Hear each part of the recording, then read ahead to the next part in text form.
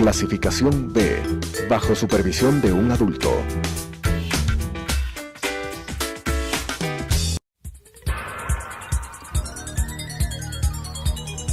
Las opiniones vertidas en este espacio por la producción y dirección del programa son de exclusiva responsabilidad de sus autores y de quienes intervienen en ellos.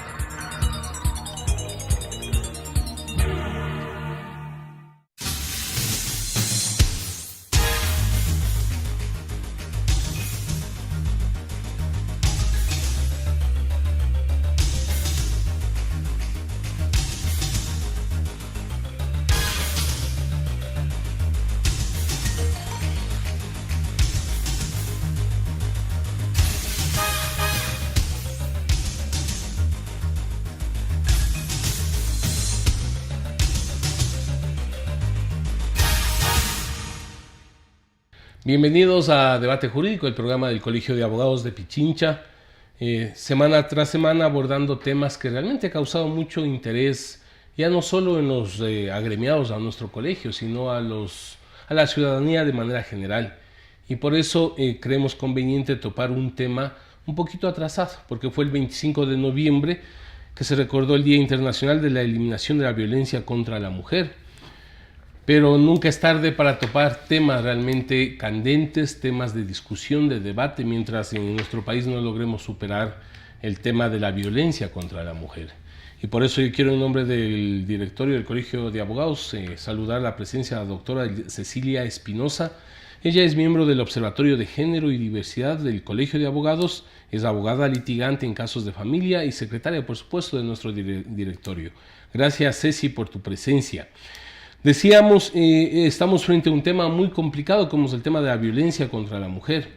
Hay datos que se ha podido recoger que cerca de 600 mujeres en Ecuador murieron por la violencia machista desde el 2014. Indudablemente este no debe ser un tema visto exclusivamente entre las partes involucradas, sino es un tema que debe involucrar a toda la sociedad y a las autoridades sobre todo. Por eso es que el Colegio de Abogados debate esto. Somos un gremio que ha puesto por delante la defensa de derechos, y el defender el derecho a la vida es uno de los principales consagrados en nuestra propia Constitución en el artículo 66. Por eso queríamos justamente contigo, Cecilia, ver este dato que realmente llama la atención. Casi 600 muertes, ¿no es cierto?, y de las cuales el 64% son de mujeres de entre 14 y 36 años, es decir, mujeres jóvenes. 78 son los femicidios registrados solo en el 2018 hasta el pasado 18 de noviembre. ¿De dónde provienen la mayoría de los casos de femicidio? Gracias por la invitación. Saludos a Ángel Horna. Tenemos en cuenta pues diferentes organizaciones, colectivos de mujeres, así como de datos de la Fiscalía. Se ha podido mapear pues el tema de los femicidios a nivel del Ecuador. Tenemos que apenas en el año 2017 se registraron 151 femicidios. Esta cifra un poco superior a la actual no significa pues que haya reducido el número de femicidios a los producidos en este año. Significa que existe también un subregistro importante que no es tomado en cuenta. Esto es que muchos de los perpetradores se suicidan posterior a cometer femicidio. ¿Sí? Esta cifra asciende aproximadamente al 19% de los que ocasionan este tipo de delitos. Adicionalmente, tampoco se toma en cuenta las víctimas que se suicidan a causa de la situación de violencia en la que se encuentran viviendo. Claro, aquí estamos solamente las 600 personas registradas como muertes. Exacto. Y producto de un estudio que realizan pues diferentes organizaciones sociales para tratar de levantar lo más aproximado a la realidad estas cifras. El delito de femicidio es particularmente atroz porque las secuelas que producen no solo afectan a la persona que es víctima, ¿no?, y a la que quitan la vida, también afecta a los niños que quedan huérfanos producto de estas muertes violentas. Y a la familia, por supuesto. Y a la familia, así es. Estamos hablando de alrededor de más de 180 niños que se encuentran en situación de orfandad producto de este abominable crimen. Ahora, lo preocupante, Cecilia, es que previo a que se cometan estos femicidios, se habla de un 20% de estos casos que ya había los antecedentes de violencia, es decir, violencia, me imagino, intrafamiliar o de agresión de un hombre hacia una mujer. Estos fueron a una unidad judicial, se tomaron algunas medidas y ahí quedó, porque entonces, ¿qué pasó? No hubo seguimiento porque se llega al punto de que se comete el femicidio. Así es, no se le da importancia a este tipo de delitos, como tú manifiestas, exactamente sucede así, ¿no? Las mujeres que son víctimas de este delito, algunas de ellas tenían pues la boleta de auxilio en sus carteras, ¿no? Y habían denunciado, pero no se le da el seguimiento ni se le da la importancia que tienen este tipo de temas. Por esta razón se dice que las víctimas del femicidio no solo son víctimas de su perpetrador, sino también del Estado y la sociedad, que toma como secundarios. A eso voy, es decir, la responsabilidad del Estado me parece, desde mi punto de vista, lo más importante, porque indudablemente con darle una boleta de auxilio cree que ya se hace todo. Es decir, debe haber un seguimiento de las autoridades correspondientes para ir determinando el propio comportamiento en este caso, del victimario, del potencial victimario. Podríamos, no sé, Cecilia, tener alguna información, si queremos distribuir geográficamente para ir ubicando, en qué ciudades se pueden producir el mayor número de casos, qué tipo de hogares, de dónde provienen la mayoría de casos de femicidios. Claro que sí, hay ciudades específicas que ya están detectadas en donde suceden la mayor parte de estos crímenes, ¿no? Tenemos encabezando la lista Esmeraldas, Portoviejo y Quito, con 8 femicidios en cada una de estas ciudades, Santo Domingo de los Áchilas con 5 muertes violentas de mujeres y Cuenca con 5. En las demás ciudades tenemos un número de 3, 2 y 1 respectivamente, pero las ciudades en donde más se produce pues femicidios son en estas que acabo de mencionar, y se produce justamente en hogares donde existe una relación desigual de poder y donde se ejerce la violencia de tal manera que termina pues en esta manifestación que es la manifestación Pero de más desigualdad brutal. de poder, yo creo que no podríamos solo particularizar, sino que estamos hablando de grandes grupos sociales donde la desigualdad de poder o los conceptos machistas predominan en nuestra sociedad. Por eso yo quisiera plantear contigo otro elemento, porque también en la mira de las personas pensamos de que la violencia necesariamente, o lo contabilizamos aquella violencia que es física, cuando hay una violencia no sé si mayor o igual de grave como es la violencia psicológica, y eso lo tenemos permanentemente en nuestra sociedad.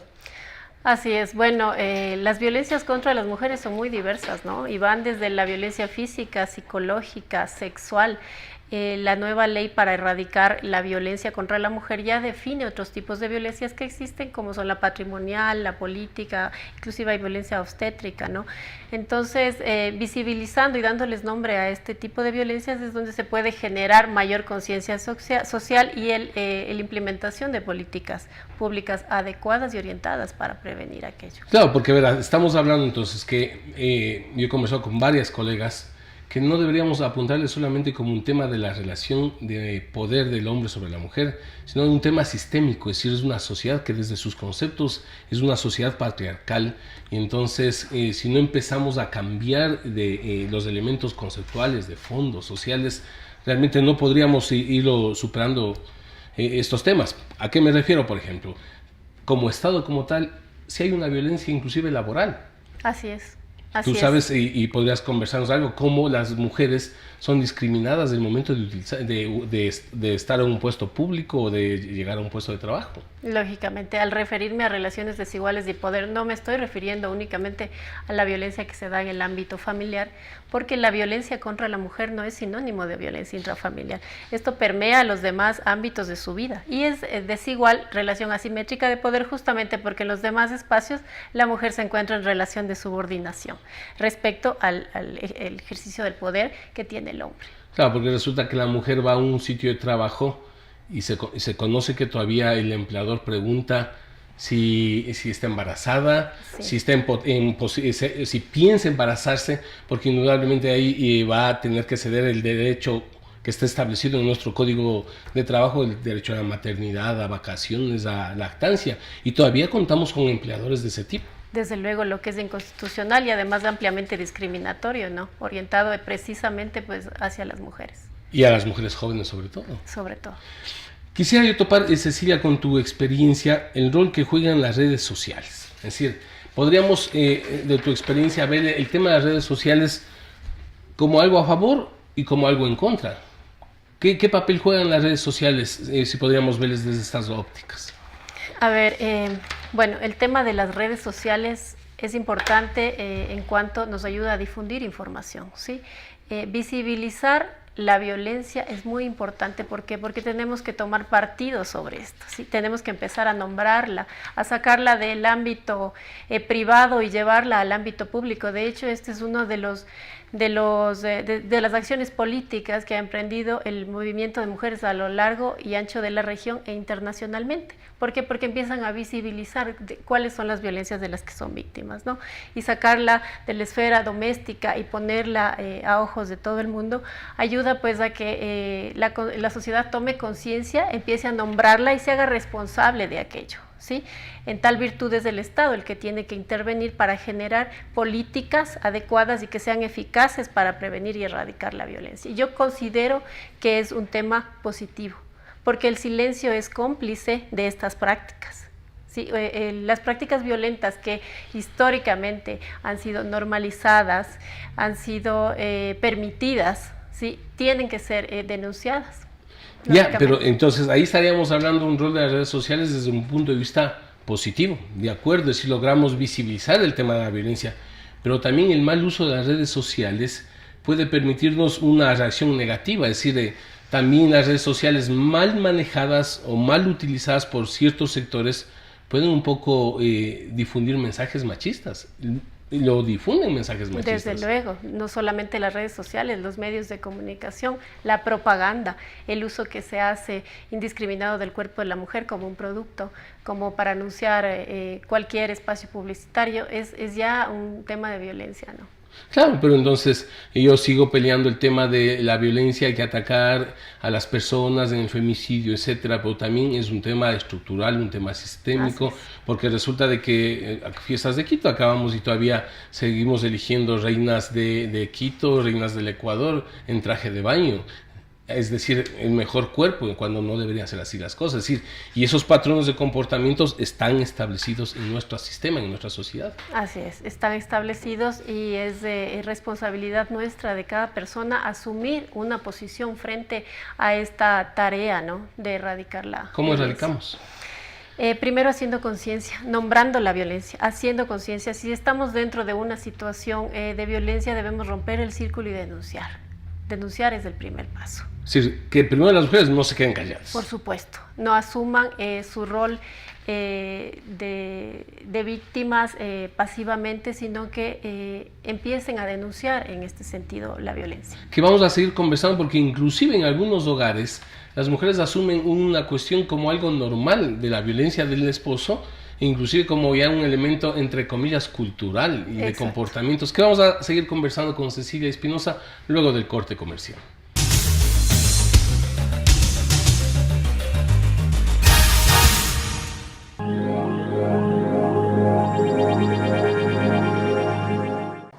Adriana, cancélame todas las reuniones. No voy a ir a la oficina.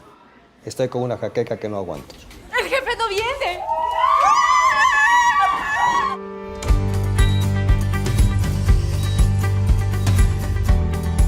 ¿Estás seguro? Salió bien. Muy bien. Bueno. Cuanto antes vayas a Ecuasanitas, más rápido te curas. La empresa de medicina prepagada que cuida de ti.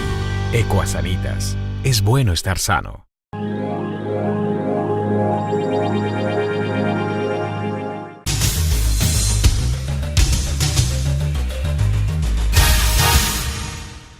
Retomamos entonces el tema de esta semana, que es violencia contra la mujer.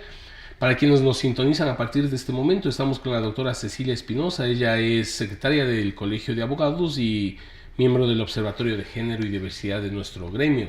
Precisamente Cecilia, con un grupo de compañeras del directorio del Colegio de Abogados, han emprendido una lucha muy importante, al cual quienes estamos al frente del colegio reconocemos de buena manera y felicitamos esta acción de nuestras compañeras.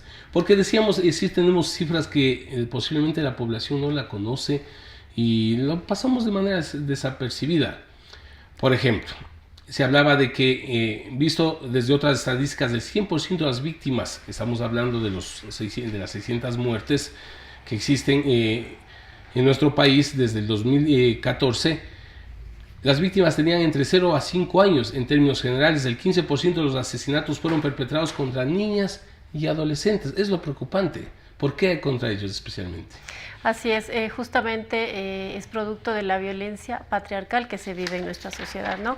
Es en donde, producto de estas relaciones, como dije antes, desiguales de poder, la persona que comete el delito en contra de mujeres, niñas y adolescentes considera pues que tiene el derecho de privarle de la libertad porque su vida le pertenece, porque está a su disposición o a su servicio.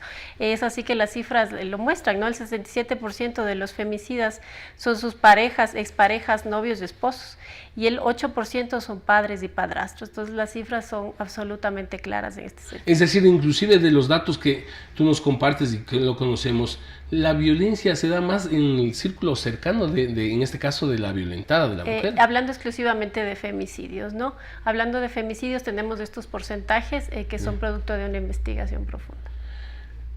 Sin duda son crímenes y actos abominables, pero los grupos más radicales podrían exacerbar estos sentimientos antihombres. ¿Es una pelea entre mujeres contra hombres o contra qué? Desde luego que no. Siempre ha sido una lucha del movimiento feminista y de las mujeres para que se considere a las mujeres como sujetos de derechos y puedan ejercer libremente sus derechos. La lucha acá concretamente es contra las prácticas machistas y el machismo, de ninguna forma contra los hombres. Contra un sistema de manera general, porque Así por ejemplo, es. si no cambiamos las normas jurídicas, ¿no es cierto?, que en su contexto general tienen estas características, es decir, si revisaríamos algunas normas jurídicas, tienen el criterio machista establecido para la sociedad ecuatoriana, y entonces debemos empezar, ¿qué? ¿Educando a los niños, educando a los jóvenes? Desde luego, la educación es principal y fundamental en este tema, una educación con enfoque de género. ¿Qué es lo que quiero decir con esto? Precisamente que se desbaraten o se desmonten estos roles que han sido asignados producto del el sexo que tú tienes al nacer, ¿no? Los hombres se comportan de esta manera y las mujeres tienen que comportarse en de las esta escuelitas manera. A los niños Entonces, les damos balones, a las niñas muñecas. Exacto. Y además la educación tiene que partir de ejercer la masculinidad en el caso de los hombres sin violencia, sin supremacía, ¿sí? Es decir, que tiene que ser una relación equitativa entre personas. Porque a mí me preocupa, por ejemplo, y tú conoces, algunos dicen, ya peleamos por los derechos de las mujeres, cambiamos esta norma jurídica, por decir, el tema de la equidad y paridad en los procesos electorales. Pero hasta ahí, en esos casos, se ve la actitud predominante machista, porque si tú revisas, es decir, no tenemos listas que estén mayoría mujeres o encabezando mujeres y están hombres, siempre todavía están esos conceptos. Específicamente sí, porque los roles de género, ¿qué es lo que nos mandan? Que la mujer debe estar confinada, o el rol de la mujer es el ámbito privado. Entonces el hombre tiene a su haber el ámbito público, es la cabeza, es la voz autorizada. Esa es la consecuencia justamente de lo que tú manifiestas. ¿Qué pasa con la violencia en contra de otros colectivos? Gays, lesbianas, que también son víctimas. Es decir, yo creo que ustedes han emprendido una lucha importantísima por defensa de la mujer, pero también por estos grupos también desprotegidos. Sí, bueno, históricamente se ha compartido los enfoques y las luchas, ¿no? Y estas han sido la lucha por el reconocimiento a su existencia y el reconocimiento a sus derechos. Eso es lo que nos identifica y lo que nos hace vernos en el otro y de alguna manera luchar hombro a hombro. ¿Qué es esto? Que tanto a la disidencia sexual cuanto a las mujeres no se nos considere ciudadanas de segunda. Por ejemplo, en el caso de parejas homosexuales les está prohibido el matrimonio civil, aunque tienen la unión de hecho, sin embargo, no pueden ejercer sus derechos como lo hiciera una pareja heterosexual. Y en el caso de las mujeres no pueden ejercer pues una ciudadanía plena porque no se les ha permitido el derecho de decidir sobre su propia vida, que es uno de los principales derechos. Con tu práctica como abogada litigante, ¿cómo debería actuar una persona que es sujeta de violencia física o psicológica? Cuando particularmente es en el entorno familiar, ¿cuál es el procedimiento? Porque la mujer dice, bueno, soy violentada por mi esposo, por mis padres, ¿y qué hago? Ya, en este caso, la primera acción es denunciar la violencia, ¿no?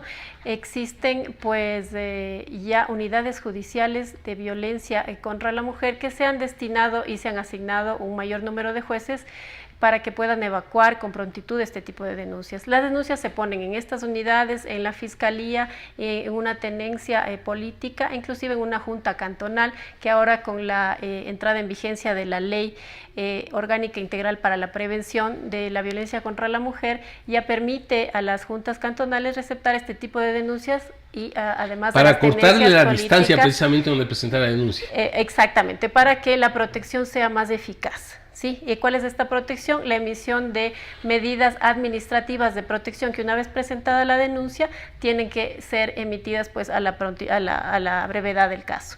Luego pues posteriormente la autoridad administrativa pone en conocimiento de la autoridad judicial para que las ratifique o las revoque. Pero la idea es que todas las mujeres que son víctimas de violencia puedan tener acceso de forma inmediata y oportuna a sus medidas de protección, que va a permitir que la violencia cese. En este caso. Que se les dé la atención, porque ese es el problema, es decir, no se lo da la atención, entonces las mujeres que sufren actos de violencia en este caso, prefieren quedarse a un lado y no presentar las denuncias. Así porque no hay la atención necesaria. Inclusive porque por parte de las personas encargadas de receptar estas denuncias ha existido cierta apatía y cierta revictimización. Y menosprecio al tema. Sí, desde luego. Por eso esta ley pues busca generar otro tipo de centros o de lugares donde se puedan receptar estas denuncias y se pueda procesar de forma efectiva y le ofrezcan a las mujeres medidas de protección oportunas, que pueden ser la prohibición del agresor de acercarse, la inserción de la víctima, reinserción de la víctima al ámbito familiar, la salida del agresor, entre otras medidas. Está establecido en el propio Código de la Niñez y Adolescencia también, ¿no? Que están establecidas de manera particular también en el Código de la Niñez, en el caso de medidas de protección para los niños, niñas y adolescentes, pero de manera particular en la nueva ley. ¿Cuál es el problema que tenemos con la nueva ley? Que no existen los recursos económicos necesarios para ponerla en vigencia y para que entre en pleno funcionamiento. A eso me refería, eso es lo que necesitamos denunciar, porque resulta que si yo ya como asamblea o como Estado cumplí mi parte poniendo la norma, pero no se trata de que esté en el papel escrito. Se trata de dar todas las facilidades y ese es el problema, ¿verdad? Ese es el problema que tenemos actualmente, que no se ha asignado pues un presupuesto que permita poner en marcha todo lo que esta ley, que es muy buena y es sujeta de perfección, eso sin duda, como todo cuerpo legal, pero tiene muchas cosas positivas, sobre todo en el eje de la prevención, la erradicación y la reparación de la víctima, ¿no? Quisiera aprovechar tu presencia porque en la asamblea... claro, como tema también de violencia contra la mujer es el tema del aborto. Esto trae un amplio debate, no creo que podamos resolverlo en los minutos que nos quedan, pero también es un tema de violencia. Desde luego, es un tema no solo de violencia, sino principalmente de derechos humanos. Para poder hablar o debatir del aborto hay que partir de su concepto básico, ¿no? Que es simplemente la interrupción temprana del embarazo de forma voluntaria o de forma natural antes de que el producto de la concepción sea viable fuera del útero. Eso es lo que es el aborto. Sin embargo, pues existen personas y movimientos particularmente antiderechos que empiezan a calificar, ¿no? Empiezan a tildar a las mujeres que han optado por esta opción como asesinas. Que quieren a eso me refería, en las redes sociales lanzan también eso. Así es, asesinar al hijo. Entonces, con esos términos que están completamente fuera de lugar, términos que son alejados de la realidad, no se puede plantear absolutamente ningún debate. Solo buscan estigmatizar y criminalizar a la mujer que ha optado por esta decisión, que además es muy válida y forma parte del ejercicio efectivo de su ciudadanía y de sus derechos como tal. ¿Qué debate, Cecilia, puede haber cuando no todos no podría generalizar, varios de estos grupos que supuestamente defienden el derecho a la vida están direccionados desde el tema religioso? Así es, desde el tema religioso y sobre todo moral, ¿no? Que parte exclusivamente de condenar a la mujer. Y la ubican a la mujer en una posición de incapaz, ¿no? La mujer es una persona incapaz que no tiene la facultad de poder decidir sobre su propia vida y sobre su propia reproducción, sobre su propio destino. Y adicionalmente la infantilizan. ¿sí? Es tomada de esta manera, ¿no? No se la considera una persona que pueda ejercer efectivamente sus derechos. Ahora se está debatiendo en la Asamblea la despenalización del aborto por violación, que en un país como el nuestro, en donde existe pues altísimos niveles de violencia sexual en contra de las niñas, adolescentes, mujeres, es un tema de justicia social y además un tema urgente, porque las cifras de niñas que se han quedado embarazadas producto de violaciones es altísima en nuestro Ecuador. Y entonces, para cerrar ese tema, ¿cuál es tu opinión? ¿Debería despenalizarse el aborto? ¿En qué temas o dejar que sea una decisión de la mujer? De acuerdo a lo que estamos afrontando actualmente en nuestro país, ahorita el proyecto presentado es para la despenalización de aborto por violación. Eso es urgente como la manifesté antes. ¿En nuestro Código de Salud hay algo respecto a ese tema ahora? Hay cosas que gravitan alrededor del tema, pero respecto de la despenalización del aborto, yo sí creo que es urgente que se lo realice de acuerdo a la propuesta que está planteada. Sin embargo, el aborto, la interrupción del embarazo debería ser libre, además gratuito, y debería el Estado proporcionar las condiciones necesarias para que la mujer pueda acceder a este derecho, porque es un derecho humano fundamental, y forzar a una niña o a una mujer que ha sido violada a tener el hijo de su violador, no solo que es violencia, sino que constituye tortura. Y al respecto, el Ecuador ya ha recibido muchas recomendaciones de organismos internacionales para que se pues promueva esta despenalización. ¿Cuál es tu opinión? Aquí nosotros estuvimos con un otro programa que hablábamos sobre el tema de los desaparecidos, y nos llamó solamente la atención este tema, de que la mayoría de los desaparecidos en el Ecuador son mujeres. ¿A qué se puede deber este elemento? Esto se debe justamente al estado de violencia en que vivimos actualmente, ¿no? ¿O más fácil desaparecerles a las mujeres por indefensas, entre comillas? Sí, o sea, muchos de las desaparecidas que luego han sido encontradas muertas o arrojadas a algún espacio rural o algún espacio alejado, justamente se las ha encontrado con signos de haber sido víctimas de violencia sexual, por ejemplo. Claro. Es el hecho, esta violencia nace desde una cosa que podría parecer insignificante.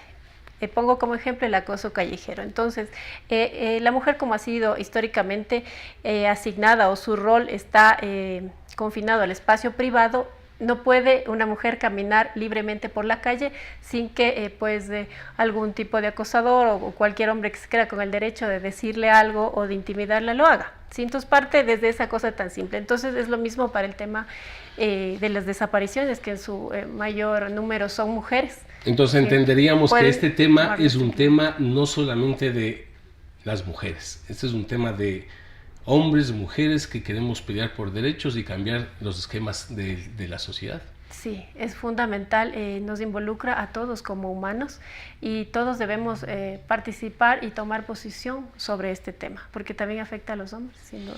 Gracias, queremos agradecer una vez más a Cecilia, su mensaje está claro, y esperamos también recoger sus opiniones a través de los medios que tenemos en el Colegio de Abogados. Muchas gracias. Las opiniones vertidas en este espacio por la producción y dirección del programa son de exclusiva responsabilidad de sus autores y de quienes intervienen en ellos.